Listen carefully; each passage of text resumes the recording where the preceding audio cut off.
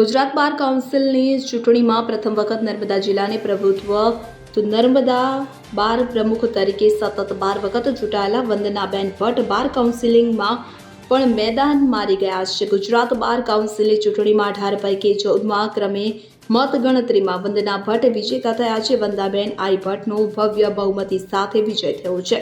કુલ 99 ઉમેદવારોમાંથી 23 ઉમેદવારોની પસંદગીમાંથી કે જેમાં જનરલમાં 18 અને મહિલા અનામતમાં 5 બેઠકોની પસંદગી થવાની હતી।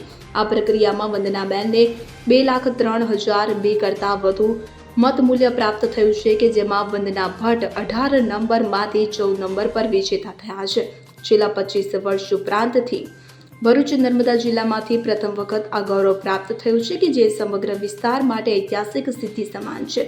ખાસ નોંધનીય બાબત એ છે કે નાના બાર એસોસિએશનમાંથી આવેલા ઉમેદવાર તરીકે સમગ્ર ગુજરાતમાં આ દિન સુધીનો આ અનોખો અને પ્રથમ વિજય છે। વંદનાબેન આઈ ભટ્ટ છેલ્લા 12 વર્ષથી નર્મદા જિલ્લામાં પ્રમુખ તરીકે સેવા આપી રહ્યા છે। વંદનાબેને જણાવ્યું હતું કે આજની જે જીત છે એ નર્મદા જિલ્લા બાર એસોસિએશન આખા અમારું જે જિલ્લાનું આખું છે બાર એસોસિએશન એની જીત છે। સમગ્ર ગુજરાતના વકીલશ્રીઓની જીત છે। ગુજરાત એડવોકેટ ફાઉન્ડેશનના વકીલ મિત્રોની જીત છે।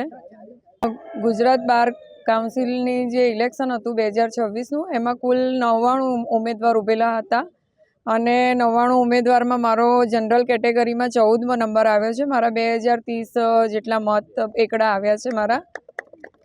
અને આ કદાચ સમગ્ર ગુજરાતનો પ્રથમ એવો કિસ્સો છે કે જેમાં 200નું જે અમારું બાર છે એ 200ના બારની અંદર 200 મેમ્બર્સના બારની અંદર હું આટલા ગુજરાતમાં સમગ્ર ગુજરાતમાંથી મને પ્રતિસાદ મળ્યો છે। સમગ્ર ગુજરાતે ખૂબ સારા મત આપ્યા છે, ખૂબ સારો પ્રેમ આપ્યો છે। એ માટે હું સમગ્ર ગુજરાતના વકીલશ્રીઓનો આભાર માનું છું। નર્મદા જિલ્લા બાર એસોસિએશનનો આભાર માનું છું જેમણે એક ટીમ બનીને આખું આ જે ઇલેક્શન હતું એ ઉપાડ્યું હતું અને મને વિજેતા બનાવી છે। એટલે આ જીત મારી નથી, આ સમગ્ર ગુજરાત એડવોકેટ ફાઉન્ડેશનના અને અમારા નર્મદા જિલ્લા બાર એસોસિએશનના વકીલશ્રીઓની જીત છે।